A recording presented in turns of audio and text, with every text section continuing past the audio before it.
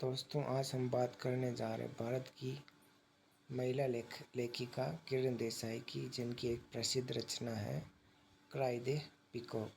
आज हम उनके बारे में बात करेंगे, तो बिना देरी किए शुरू करते हैं आज की ये वीडियो। उपन्यास क्राई द पीकॉक प्रसिद्ध भारतीय महिला लेखिका किरण देसाई द्वारा लिखा गया और ये मूल रूप से 1963 में प्रकाशित हुआ था। Cry the peacock Kiran Desai का पहला उपन्यास है और इसे 1963 में साहित्य अकादमी पुरस्कार से सम्मानित किया गया था।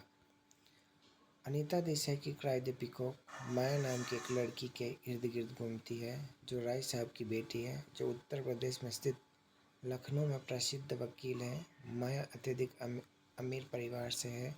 उसका एक भाई है जिसका नाम अर्जुन है, जो अपनी स्नातक की पढ़ाई पूरी करने के लिए अमेरिका में रह रहा है। माया राय साहब की लाडली बेटी है। वह अपना सारा क्वालिटी टाइम अपनी देखभाल करने वाली बेटी के साथ बिताते हैं। वह हमेशा अपनी बेटी की इच्छाओं को पूरा करने की कोशिश करते हैं, चाहे वह कुछ भी हो, और हमेशा अपनी बेटी का ख्याल रखते हैं। माया की माँ की मृत्यु बहुत समय पहले हो गई थी। तब से उसके पिता ही उसके लिए सब कुछ है, क्योंकि वह उसकी माँ की तरह देखभाल करता है। कहानी में अब गौतम नाम का एक नया पात्र है, जो माया के पिता का एक अच्छा और बहुत वफादार दोस्त है, जो कभी कभी एक अहंकारी व्यक्ति की तरह व्यवहार करता है। माया और गौतम की सोच बहुत अलग है, क्योंकि उनकी उम्र में भी काफ़ी अंतर है, लेकिन फिर भी माया के पिता ने उसकी शादी गौतम से करा दी। गौतम एक आध्यात्मिक व्यक्ति है, जबकि माया एक भौतिकवादी महिला है। वह उसे बिस्तर पर संतुष्ट करने में विफल रहा, क्योंकि वह माया से बहुत बड़ा है।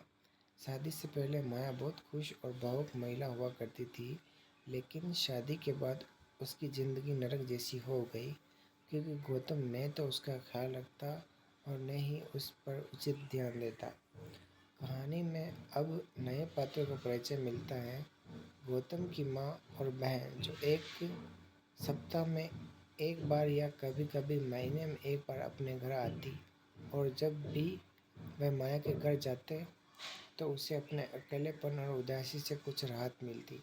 समस्या तब होती है जब माया का पालतू कुत्ता टोटो मर जाता है, जिससे वह पूरी तरह से उदास हो जाती है। लेकिन गौतम के लिए कोई बड़ी बात नहीं है, क्योंकि उसका मानना है कि यह सिर्फ एक कुत्ता है, जिसे वह आसानी से दूसरे पालतू कुत्ते से बदल सकती है।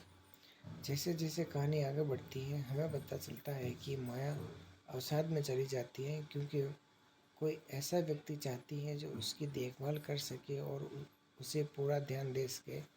हर लड़की की तरह माया की भी अपने पति से सपने और उम्मीदें थी, लेकिन उसके सारे सपने गौतम के साथ मर गए, जो न तो उसकी परवाह करता और न ही उसे बिस्तर में सुख देता, जो हर विवाहित महिला की बुनियादी ज़रूरत है। जैसे ही मानसून का मौसम आता है, हर मोर नर मोर को आकर्षित करने के लिए बारिश में रोता है और नृत्य करता है। जब भी माया किसी मोर को नाचते हुए देखती है, तो वह खुद को मोर की स्थिति में देखती है, जो अपने साथी के लिए तरस रही है। लेखिका का मानना है कि केवल महिला ही अन्य महिलाओं का दर्द समझ सकती है, लेकिन माया की माँ की मृत्यु बहुत समय पहले हो गई थी, इसलिए उसके पास अपनी दर्दनाक कहानियाँ साझा करने के लिए कोई नहीं है, जिसे वह अपने पिता के साथ साझा नहीं कर सकती। वह किसी ऐसे व्यक्ति को चाहती है जो उसकी देखभाल कर सके, कोई ऐसा व्यक्ति जिसके साथ वह अपने सारे दर्द और अन्य कहानियाँ साझा कर सके। कहानी अब माया के पिछले जीवन पर आती है, जो शादी से पहले एक ज्योतिषी के पास जाती है, जिसने भविष्यवाणी की थी कि उसकी शादी के 4 साल बाद उसके परिवार के एक सदस्य की मृत्यु हो जाएगी, जिसके कारण माया बहुत दुखी है, क्योंकि उसे विश्वास है कि वह मर जाएगी शादी के 4 साल बाद। कहानी अब आगे बढ़ती है, जहाँ अपने पति के साथ अपने घर की छत पर जाती है और वे कुछ देर बात करते हैं, लेकिन अचानक वह गौतम को छत से धक्का देती है, जिससे उसकी मौके पर ही मौत हो जाती। उन्होंने खुद को अहंकारी पति से मुक्त कर लिया, जो शादी की शुरुआत से ही उसके लिए उपयुक्त नहीं था। इसके बाद दिवंगत गौतम की माँ और बहन आती हैं और वह दो माया को उसके पिता के घर भेज देती है। उपन्यास की कहानी माया के साथ समाप्त हो जाती है, जिसके पिता उसे मानसिक स्वास्थ्य देखभाल के लिए मानसिक अस्पताल भेजते हैं। तो दोस्तों कमेंट करके बताएं स्टोरी आपको कैसी लगी। लाइक करें, चैनल को सब्सक्राइब करें। Thank you.